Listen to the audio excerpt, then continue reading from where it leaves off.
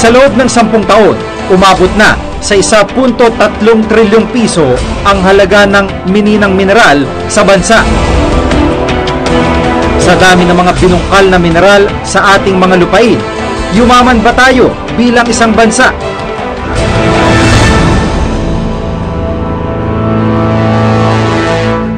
I have a problem, a big problem with mining companies. They are destroying the soil of our country. Karamihan ang ginagawa ninyo ngayon, especially Surigao, puro butas na. You have to stop. Kamakailan lang binatikos ni President-elect Rodrigo Duterte ang irresponsableng commercial mining sa bansa. Bahagi ang Surigao ng Caraga Region, ang itinuturing na mining capital ng Pilipinas. Sa 45 large-scale operating metallic mines sa buong bansa, 7 ang matatagpuan sa Surigao del Norte at Surigao del Sur. Minsan ang tinungo ng Reporter's Notebook ang Surigao del Norte at Surigao del Sur noong taong 2011. Iron Mountain ang tawag sa mga kabundukang ito dahil isa ito sa may pinakamaraming iron deposits hindi lang sa Pilipinas kundi pati na sa buong Asia. Ipinakita namin noon ang epekto ng ginagawang pagmimina sa lugar, tulad ng pagkakalbo ng kagubatan. Yung mga bundok na ito ay hinuhukay at yung mga nahuhukay na lupa ay diretso binababa dito sa pantalan na kanilang ginawa. Nakakarga sila sa mga dump truck at ina-unload naman dito sa mga barge na nakadaong dito. Nagkulay kalawang ang ilang ilog at dagat dahil sa siltation o ang pagdami ng deposito ng lupa mula sa malalaking minahan. Kabilang sa mga nagrereklamong residente noon ay si Nanay Propetisa, isang manobo. Yung mga bata namin, yung mga apo ko, paano na hindi ko matiis magtingin nito. Hindi na kami nabuhay ng madali. Sinabi namin sa mga tao na nandyan sa gobyerno na paano naman kami dito, wala naman sa amin na awa.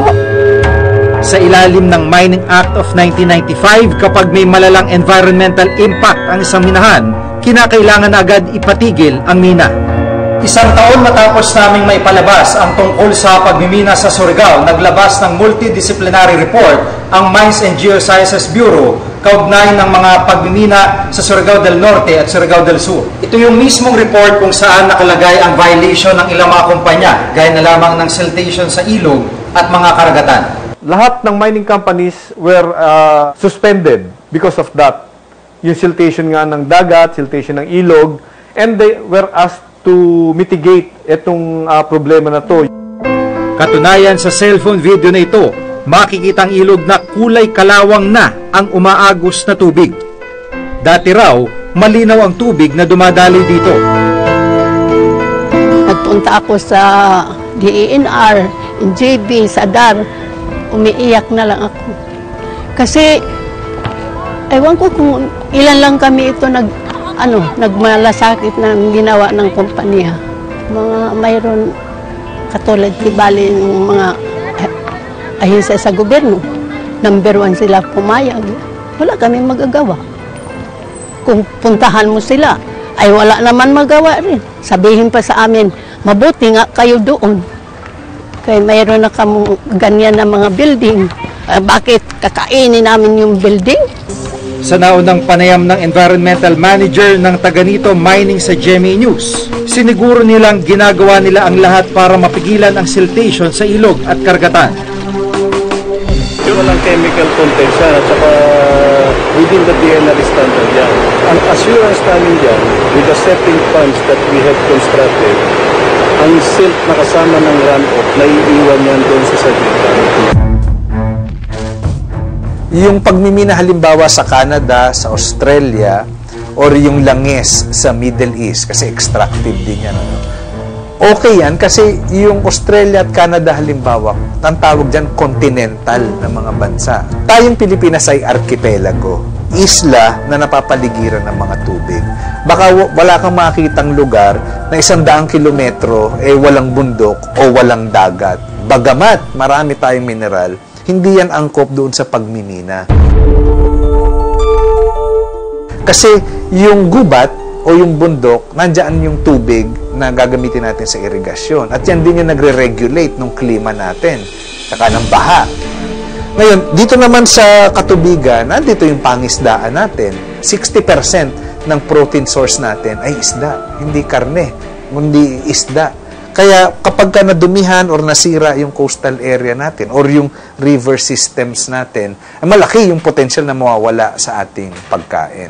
Pangalawa, doon sa mga lugar na meron ng minahan or may kontrata ng minahan, yung pagkasira ng gubat at yung pagkadumi ng tubig, ng ilog at ng dagat ay napakalaki. So sa sitwasyon na agrikultura ang nangunguna nating sektor, malaking banta yan na yung isang minahan, kailangan niya putulin yung gubat o yung puno. Hindi lang ang ilang residente ng Surigao del Norte ang dumadaing, maging ang mga taga Surigao del Sur, ramdam daw ang hindi magandang epekto ng pagmimina. Nagkapamilya at tumanda na si Mang Jaime Figaro sa pagsasaka. Ili kung kay harvester naman diri, ang gamit namo, magani, di na makutaw. Kung sana, dako na nakalainan.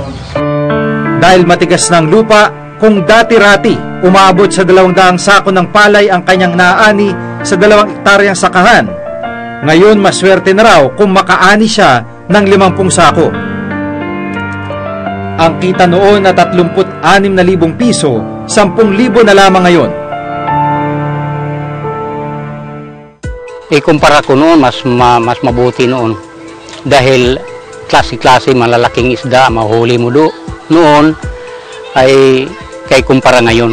May bang treat sa dagat, katulad nitong mga minahan. Ito ang naka-epekto ng pagbawas ng huli namin.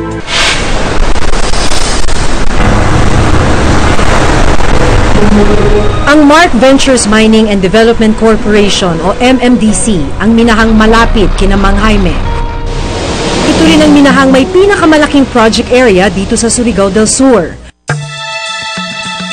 Hulyo ng taong 1993, nang makakuha ng mining permit o Mineral Production Sharing Agreement ang Mark Ventures mula sa Department of Environment and Natural Resources o DENR. Tinanggap man ng ilang katutubo ang pagmimina ng kumpanya, may mga residente pa ring tutol dito. Katunayan, 2 resolusyon ang inilabas ng Sangguniang Bayan ng Cantilan para tutulan ang pagmimina ng Mark Ventures Mining sa kanilang lugar. Dahil walang business permit, hindi dapat nabigyan ng mine feasibility permit. We have business permits from Butuan City. We have obtained one from Carrascal, and I think we may also obtain one in another municipality. But in the case of Cantilan, this was an issue before we bought this company. When we took over in 2013, I personally sat down with the IPs, the families. I personally sat down together with the president of our mining operations, and we agreed and came to terms with them. Bukod sa sinasabing hindi pangsang-ayon ng lahat ng residente, ang lugar rin kung saan nagmimina ang Mark Ventures ay isang protected watershed area. Sa buong bansa, siyam ang idineklarang protected area for endangered wildlife. Kabilang narito ang Mount Hilong-Hilong na nasa Surigao. Matatagpuan rito ang 120 species ng ibon, kabilang na ang 59 na dito lamang sa Pilipinas makikita. Taong 2009 na iproklama ang mahigit 40,000 hektarya ng kabundukan bilang critical at protected watershed forest reserve area na nagsusupply ng tubig sa mga bayan ng Carrascal, Cantilan at Madrid, Surigao del Sur at iba pang bayan na matatagpuan sa Agusan del Norte. Mismo sa mga bayan ng Carrascal at Cantilan na sakop ng watershed, isinasagawa ang operasyon ng Mark Ventures Mining.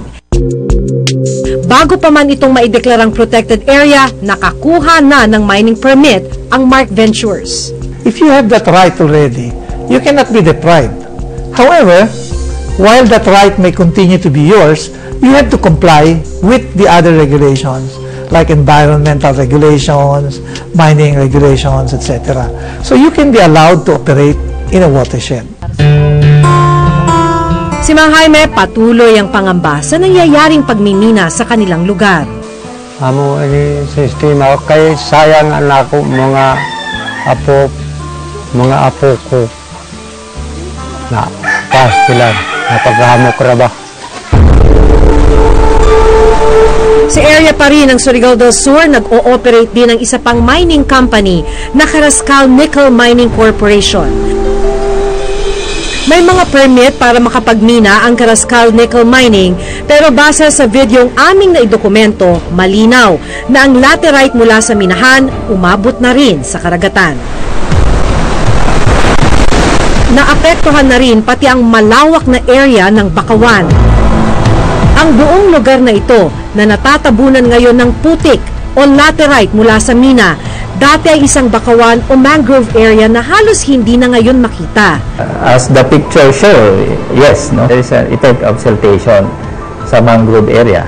Dapat matingnan natin ito kung sila ba ang maraming contribution or other Soil erosion yung factors. Oo. Sa mga bakawan, nangingitlog ang maliliit na isda. Kaya naman ramdam raw ng mga mangingisdang gaya ni Mang Carlo ang epekto ng pagkaunti ng mga huling isda.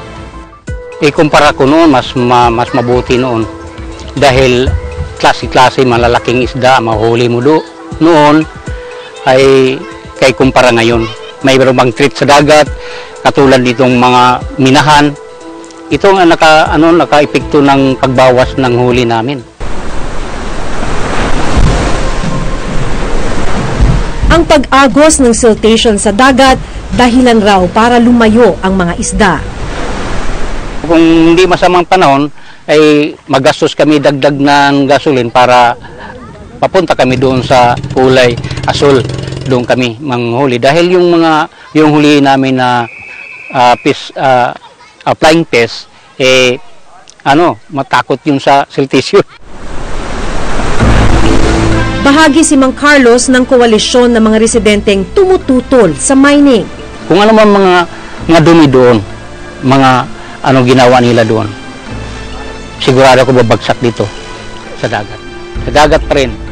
So, kami, ang kawawa, mga isda. Nagpadala kami ng sulat sa Carrascal Mining pero hindi pa rin sila sumasagot hanggang ngayon. Bukod sa epekto sa kalikasan, isa pang tanong ay kung sapat ang pakinabang na nakukuha ng mga residente mula sa pagmimina sa kanilang lugar. Kung susuriin ang datos mula sa MGB Region 13, papataas ang kita ng mga mining company sa Surigao del Norte mula taong 2011 hanggang 2014. Papataas rin ang kita ng mga mining company sa Surigao del Sur mula 2011 hanggang 2014. Daang bilyong piso ang industriya ng mina sa bansa. Sa katunayan, ayon sa DENR, sa 108 bilyong piso noong 2015, 13 bilyong piso ang buwis na kinita ng Pilipinas. Kung tingnan mo nitong nakaraang 5 taon, or kahit tingnan natin doon sa nakaraang 30 taon, hindi umangat ng 2% yung ambag ng pagmimina sa GDP natin, sa ekonomiya. At kung nitong ang huling 5 taon, between 0.7 hanggang 0.9% lang. Hindi umabot sa 1% yung ambag ng pagmimina sa ating ekonomiya. Pag sinuri mo, bakit pa natin papayagan yung pagmimina na sisira sa gubat at sa taniman ng pagkain natin, nauubos o dudumi sa tubig na ginagamit natin sa irigasyon? Ang liit-liit na nga nung ambag niya sa trabaho o sa ekonomiya natin. Nitong Martes, muling nagbabala si incoming President Rodrigo Duterte sa mga mining company. There will be a comprehensive review of the mining claims or concessions given. But in making money out of the precious metals of the earth that belongs to the Filipino people, you have to do it right. If you cannot do it right, then get out.